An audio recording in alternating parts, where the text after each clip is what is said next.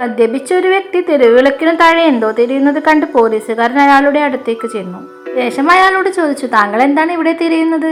അയാളുടെ മറുപടി ഇപ്രകാരമായിരുന്നു, എന്റെ താക്കോൽ നഷ്ടപ്പെട്ടു, അതുകൊണ്ടാണ് ഞാൻ ഇവിടെ തിരയുന്നത്. പോലീസുകാരൻ സ്ട്രീറ്റ് ലൈറ്റിന് താഴെ ഒരുപാട് തിരഞ്ഞുവെങ്കിലും അവിടെയൊന്നും താക്കോൽ കണ്ടില്ല.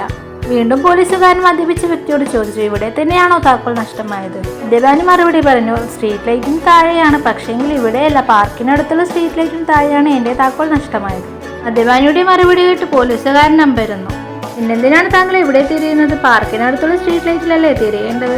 മദ്യപാനി മറുപടി പറഞ്ഞു, ഇവിടെയും സ്ട്രീറ്റ് ലൈറ്റ് ഉണ്ടല്ലോ, അതുകൊണ്ടാണ് ഇവിടെ തിരിയുന്നത്. കഥ നമ്മെ പഠിപ്പിക്കുന്ന ഒരു പാഠമുണ്ട്. ലഹരിയുടെ ഉപയോഗം യാഥാർത്ഥ്യത്തെ തിരിച്ചറിയാൻ ഒരിക്കലും സാധിക്കില്ല. ലഹരിയുടെ ഉപയോഗം ബോധപൂർവ്വം ചിന്തിക്കാനും പ്രവർത്തിക്കാനും കഴിയാത്ത വിധം നിങ്ങളെ നാശത്തിലേക്ക് നയിക്കും.